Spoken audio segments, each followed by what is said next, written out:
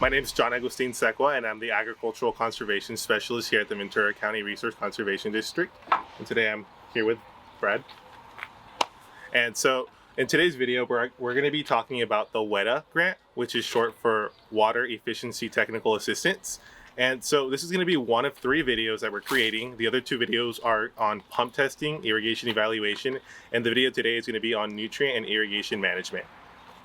So you're probably wondering what this device is between Brad and I. And so this is a NIM station, short for Nutrient Irrigation and Management Station. And so this device is actually pretty complicated and can get quite technical. So I'm going to have Brad actually explain a few of these devices and components to it. Great.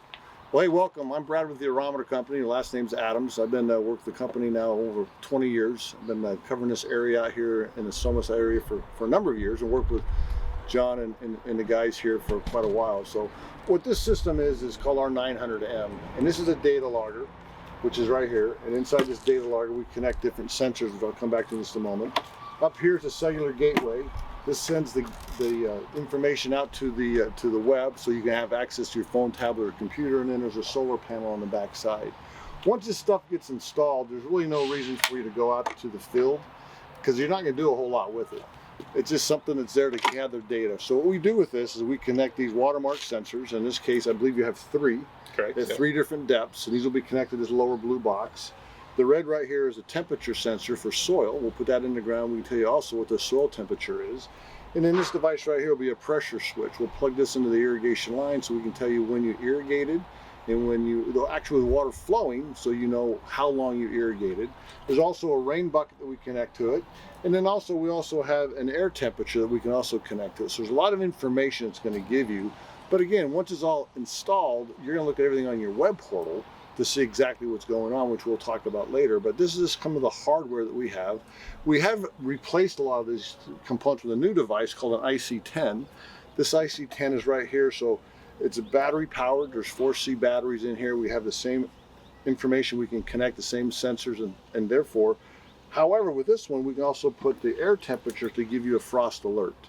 So it will then text someone, whoever's phone number you choose to, when the temperature gets to a certain temperature, in this case 34 degrees, where this system won't.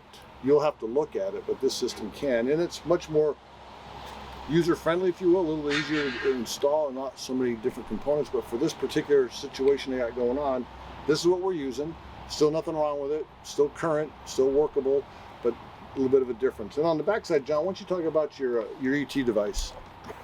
So this is our ET device, and so what it does is it collects your evapotranspiration on your farm, and this information can actually be very useful. So you can actually compare it to the actual regional one, which is located in Ventura, the CIMIS station. So it's nice to have both to kind of look at. Also, what you guys are adding with this system is a we call a SAT tube, or for some a lysimeter. We also manufacture these out of our Riverside facility, where we manufacture all the rest of the stuff for the last, like I said, 70 years.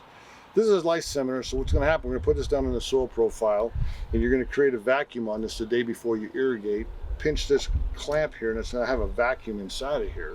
What's going to happen as you irrigate, the water's going to come back in through the sensor, or this tip, into the side of this vessel. Then you come in and retract that water the next day and test it for whatever purposes that you may need. This is called a lysimeter, or in our world we call it a SAT tube. Different lengths, and I believe you're using 12 and 36 inches in this study. So that's what this device is as well. Thank you, Brad, for going over those important components of the NIM station. Now we're going to go inside and we're going to talk about the data and how we actually use this to become more efficient with irrigating and with using nutrients in your farm. So here I want to talk to you real quickly about the data that you're going to get and the importance of it to you as a grower, so you can make the right proper decisions on irrigation. This whole process is not to over irrigate.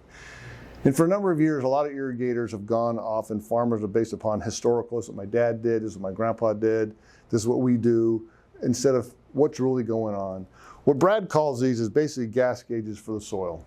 That's all this crazy thing is. It's a gas gauge to tell you how much water is in the soil profile at any given time so you can irrigate more efficiently. So let's talk about that. Once you log onto your system, you're going to see this first page is going to come up with some information. Now, let me just say this. The higher the number, the drier the soil. So this number right here, 24, 36, 35, the higher that gets, the drier. And that's what we're going to talk about in just a moment. But the first thing we're looking at is our soil temperature. 56 degrees, why? Because we put a temp sensor, or VIC did, down in the soil profile about 8 to 10 inches in depth. The first watermark sensor is at 6 inches, we're at 24. The next one's at 12 and 36, and then we have an ambient air temperature of 90 degrees. So that's what we're seeing on this first page. Now, there's some more details that we can do at a later date, but for right now, this looks like it's in pretty great shape. No need to irrigate, no matter what your irrigator tells you.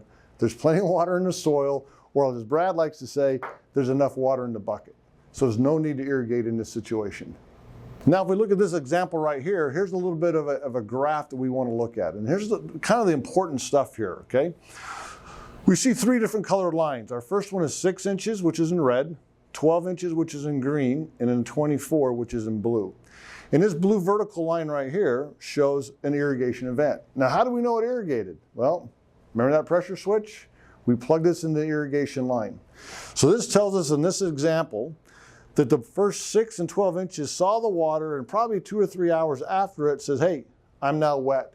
I got water in the bucket. However, it took longer for the water to get to the 24 inch, and it finally got wet. Well, we really don't want to see the 24 get wet.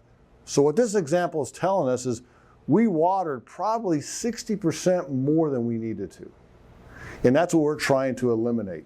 Now, as you can see, after it irrigates, they stay wet for quite some time because, again, soil temperature dropped, clouds came in, plants not growing. So there's still water in that profile, but no need to water.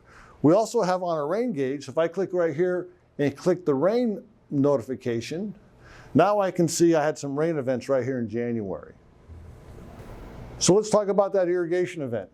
The 27th you irrigated, the water got turned on at 9:53 and it watered for 14 hours. My question would be, why did you water for 14 hours?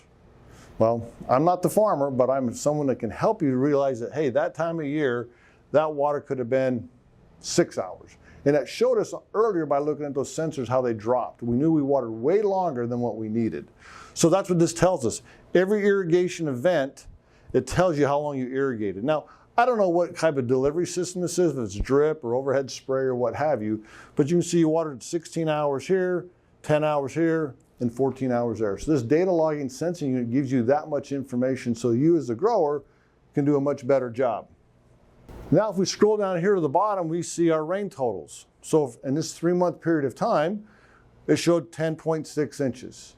If you want to know exactly how much water you got at any given time, by putting your mouse on top of that blue line will tell us on that day it rained 2.6 inches.